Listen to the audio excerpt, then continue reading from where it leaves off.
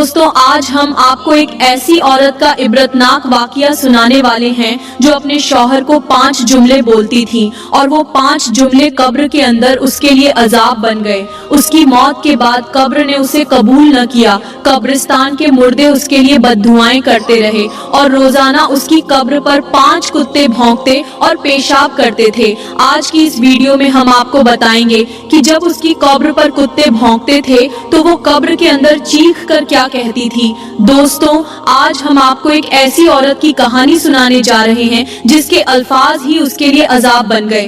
वो अपने शौहर को 5 जुमले बोलती थी, लेकिन वही जुमले कब्र के अंदर उसके लिए नाकाबिले बर्दाश्त अजाब का सबब बन गए। उसकी मौत के बाद जमीन ने उसे कबूल करने से इनकार कर दिया। कब्रिस्तान के मुर्दे उसके लिए बद्दुआएं करते रहे और रोजाना उसकी कब्र पर 5 कुत्ते आकर भौंकते और पेशाब करते थे। यह एक ऐसी दिल दहला देने वाली दास्तान है जिसे सुनकर दिल कांप उठे। आज की इस वीडियो में हम आपको बताएंगे कि जब यह औरत कब्र के अंदर अजाब में मुब्तला थी तो वह किस तरह चीख चीख कर फरियाद करती थी और अपनी किस्मत पर मातम करती थी। यह वाकया हर सुनने वाले के लिए एक सबक और इबरत है। दोस्तों किसी कब्रिस्तान के करीब एक अल्लाह वाले बाबा जी रहते थे जिन्होंने अपनी जिंदगी का हर लम्हा अल्लाह की याद में गुजारने के लिए वहीं डेरा डाला हुआ था। इबादत के बाद कुछ देर के लिए सो गए। बाबा जी ने ख्वाब में एक अजीब मंजर देखा। करीब ही कब्रिस्तान के मुर्दे ऊंची आवाज में रो रहे थे, झारों कतार गरिया झारी कर रहे थे। उनकी चीखें और आहें दिल दहला देने वाली थीं। बाबा जी हैरान होकर उनकी तरफ बढ़े और पूछा, ऐ अल्लाह के बंदों, तुम इतना क्यों रो रहे हो? तुम्हारी परेशानी की क्या वजह है? मुर्दों ने धीमी मगर गमगीन आवाज में जवाब दिया, बाबा जी आज एक नंबरदार की बीवी का इंतकाल हुआ है और उसे हमारे कब्रिस्तान में दफन किया जाएगा। बाबा जी ने हैरत से पूछा, यह तो कुदरत का कानून है, हर कोई मरने के बाद कब्रिस्तान में ही दफन होता है, तुम क्यों इतने फिक्रमंद हो? यह कब्रिस्तान तो सबके लिए है।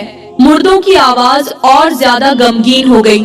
उन्होंने कहा, बाबा जी अगर वह औरत हमारे कब्रिस्तान में आई तो यह हमारे लिए एक बड़ी मुसीबत बन जाएगी। उसकी कब्र में अजाब इतना सख्त होगा कि उसकी शिद्दत हमारी कब्रों तक पहुंचेगी। बाबा जी परेशान होकर बोले, ऐसा क्यों? तुम इस औरत के लिए बद्दुआएं क्यों कर रहे हो? क्या उसके अमाल इतने बुरे थे? मुर्दों ने कांपती हुई आवाज में जवाब दिया, बाबा जी उस औरत की कब्र में इतना दर्दनाक अजाब होगा कि ना किसी आंख ने ऐसा मंजर देखा होगा, न किसी कान ने ऐसी आवाज सुनी होगी। अभी वो कब्र में दफनाई भी नहीं गई, लेकिन उसकी कब्र गर्म है और उसमें अजाब के सांप और बिच्छू तैयार बैठे हैं जो उसे डसने के लिए बेताब हैं। यह सुनकर बाबा जी ने मुर्दों से पूछा, अच्छा मुझे ये बताओ कि आखिर उस औरत ने कौन से ऐसे गुनाह किए थे जिनकी वजह से आज उसकी कब्र अजाब से भरी हुई है? मुर्दों ने कांपती आवाज में जवाब दिया, ये तुम उसके शौहर से ही पूछ लेना कि आखिर उसने कौन से गुनाह किए थे जिनकी वजह से वो निशान ए इबरत बनी और उसकी कब्र अजाब का गढ़ा बन गई। बाबा जी कहते हैं, यह ख्वाब देखना ही था कि मेरी आंख खुल गई। मेरा दिल खौफ और तजस्सुस से भर गया।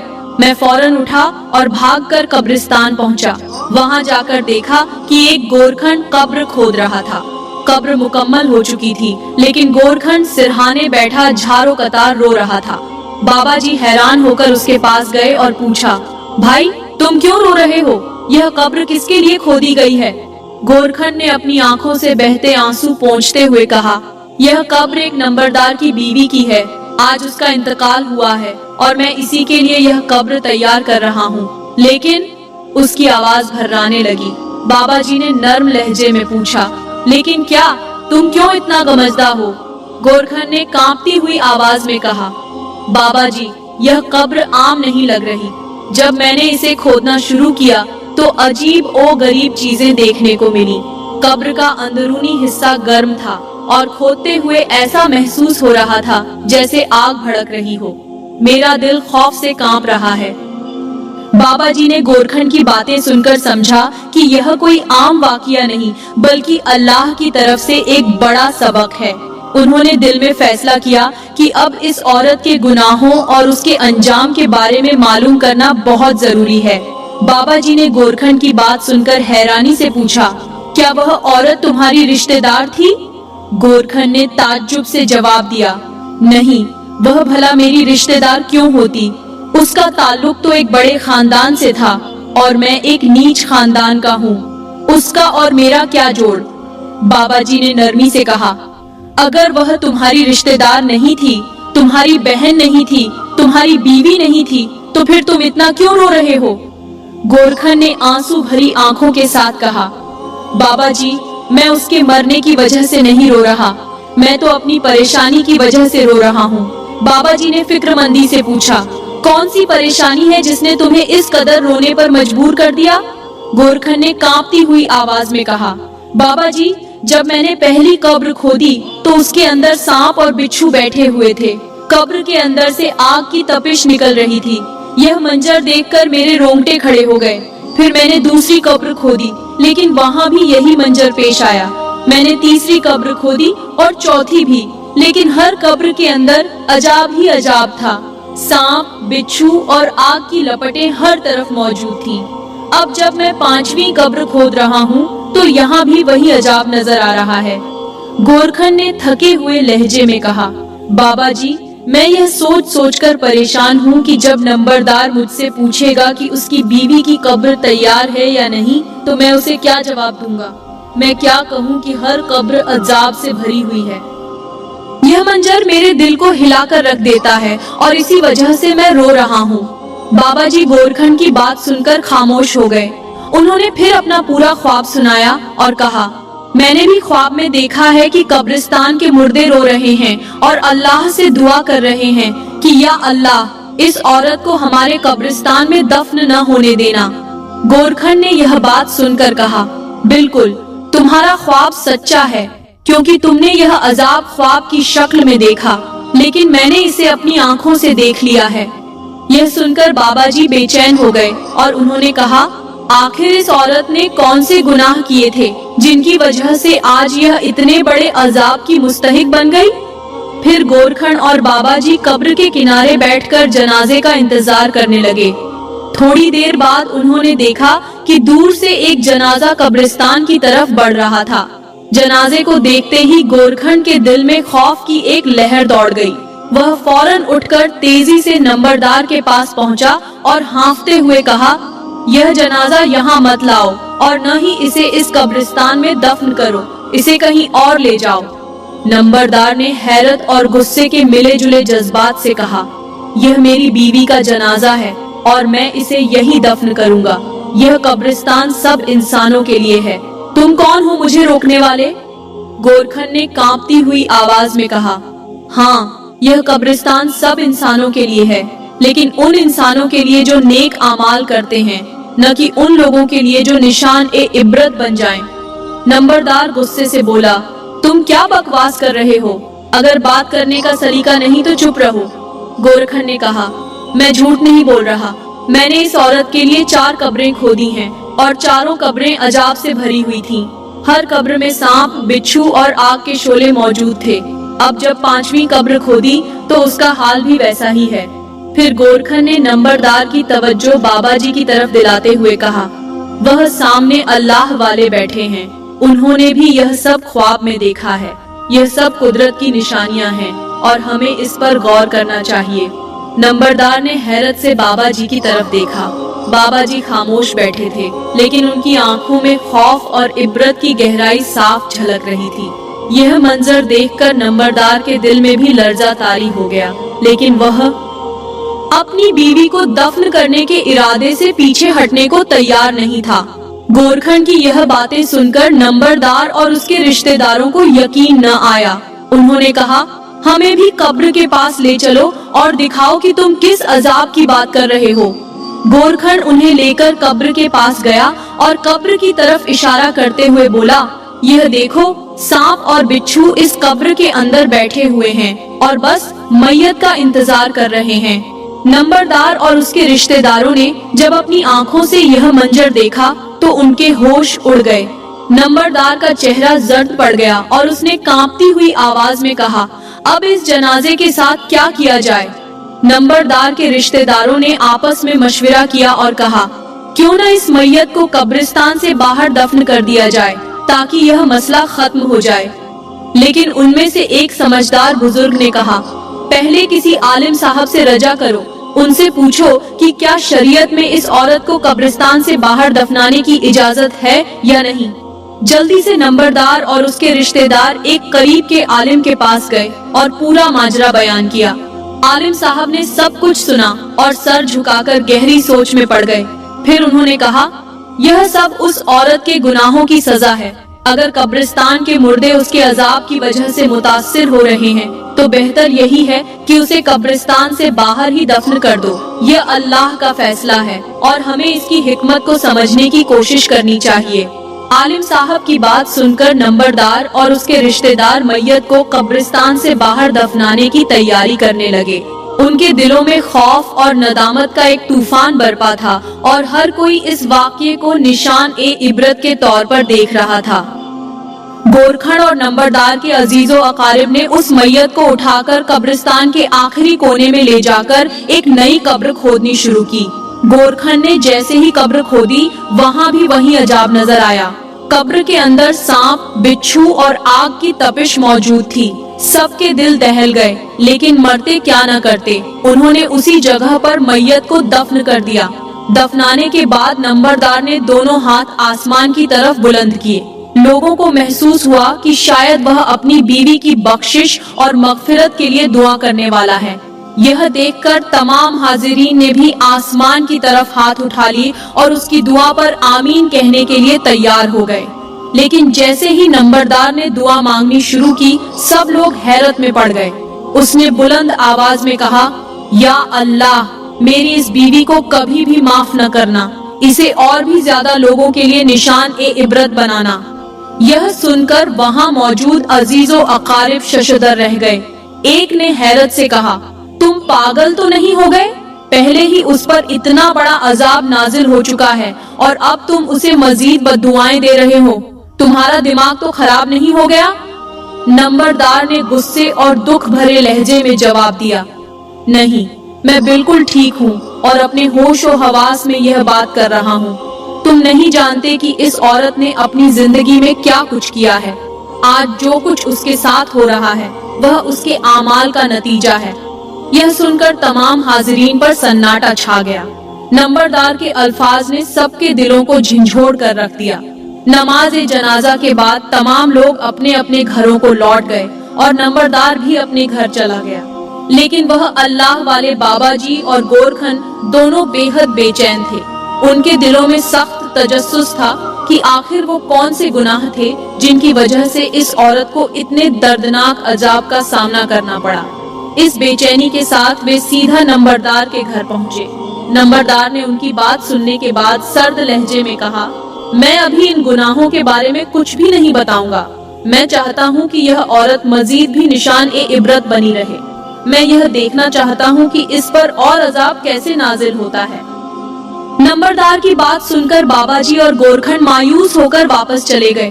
बाबाजी अपने डेरे पर पहुँचे, लेकिन वह इस वाक़ये को भुला न सके।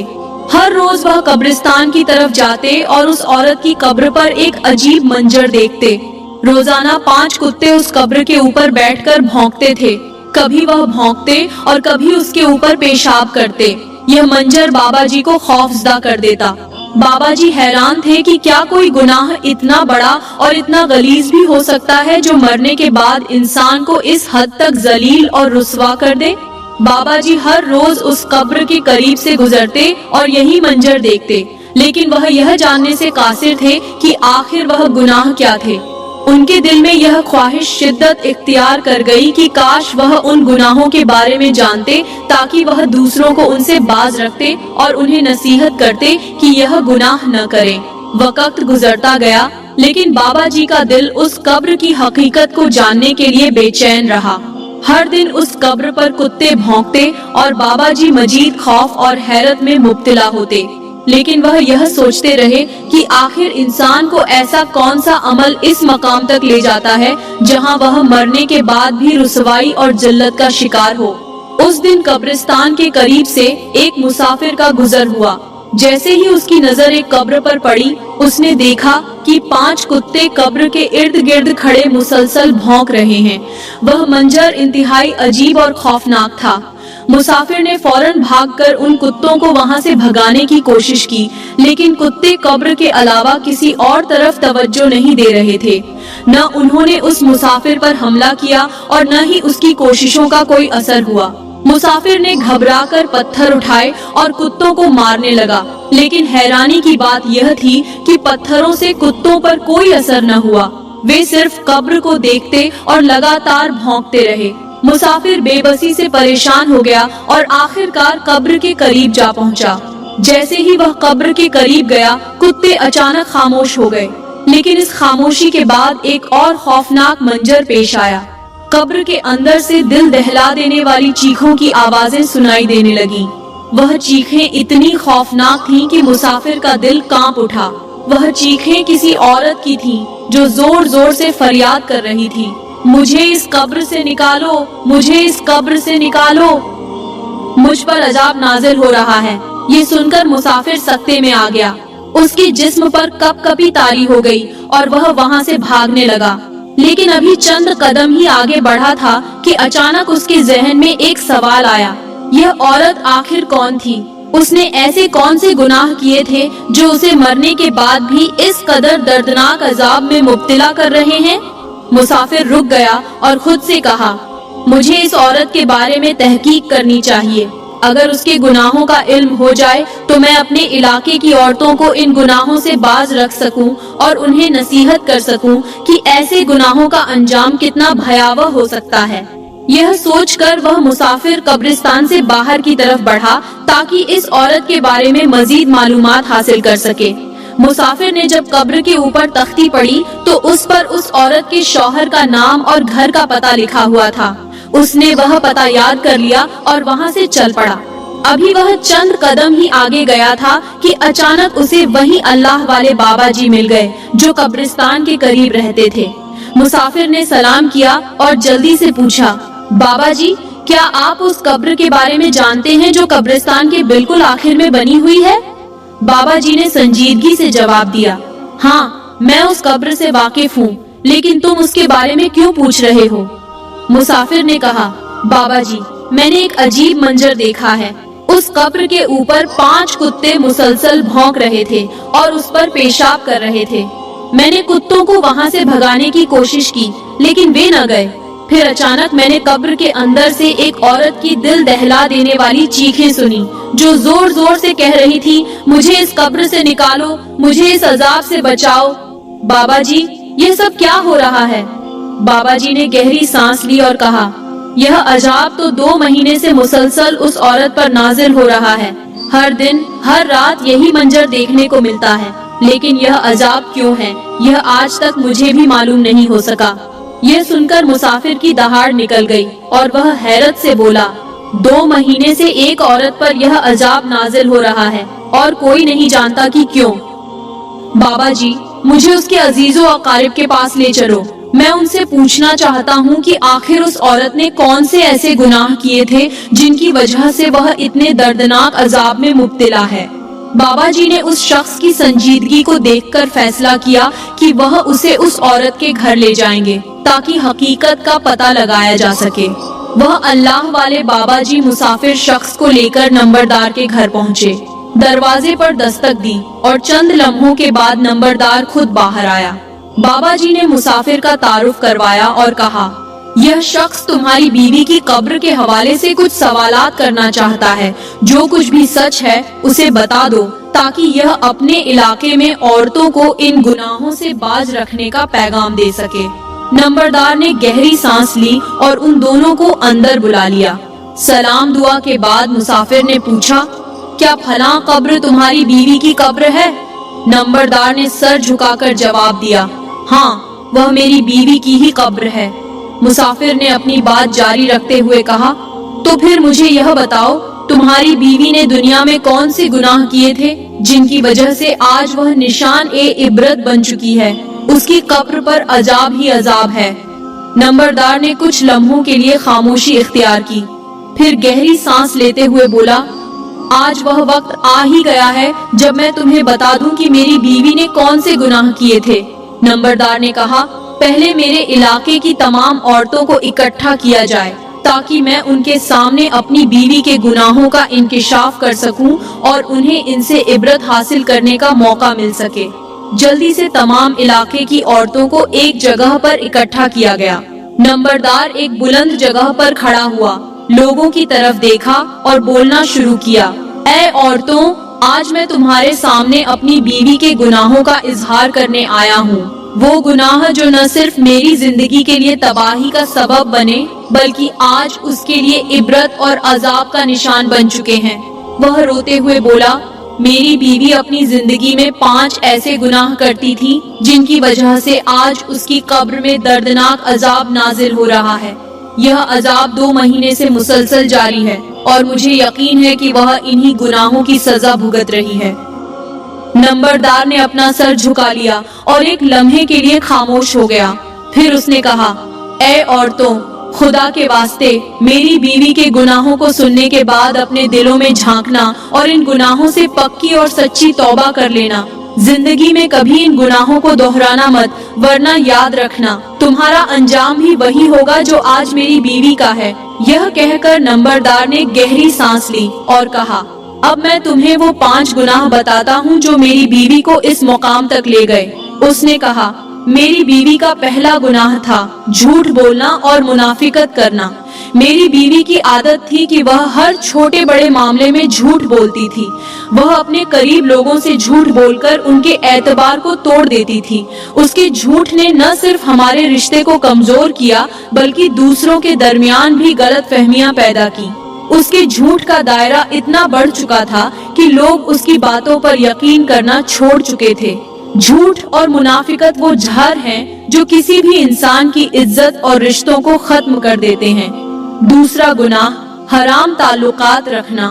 میری بیوی کے حرام تعلقات تھے جو میرے لیے ناقابل برداشت تھے۔ وہ میری غیر موجودگی میں دوسروں کے ساتھ غلط روابط رکھتی تھی۔ یہ تعلقات نہ صرف ہمارے رشتے کی بربادی کا سبب بنے بلکہ میرے خاندان کی عزت کو بھی مٹی میں ملا دیا۔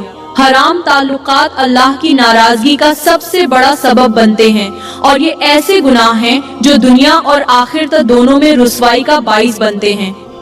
تیسرا گناہ، غیبت اور دوسروں کی بدنامی کرنا۔ میری بیوی کی زبان دوسروں کی برائیاں کرنے میں کبھی نہ رکتی۔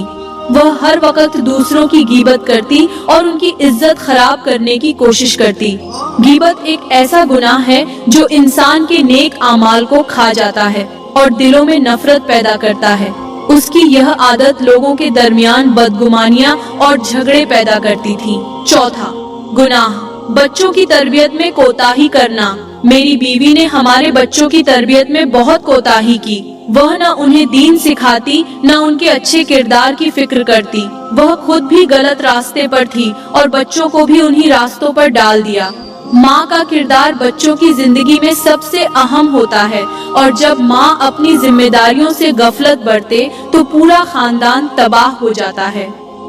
پانچواں گناہ، نماز اور اللہ کی عبادت سے غفلت۔ میری بیوی دنیا کے کاموں میں اتنی مگن رہتی کہ اللہ کی عبادت اور نماز کو بھول جاتی۔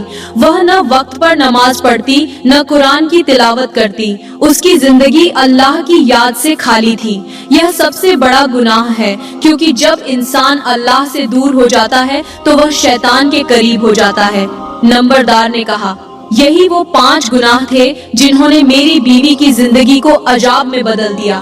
آج وہ قبر میں دردناک عذاب بھگت رہی ہے اور دوسروں کے لیے نشان عبرت بن گئی ہے۔ اے عورتوں، میں تم سے ہاتھ جوڑ کر گزارش کرتا ہوں، ان گناہوں سے دور رہو اور اپنے رب سے معافی مانگو۔ اللہ کی عبادت کرو، اپنے رشتوں کا احترام کرو اور اپنی زندگی کو اللہ کی رضا کے مطابق گزارو تاکہ تمہاری آخرت سنور جائے۔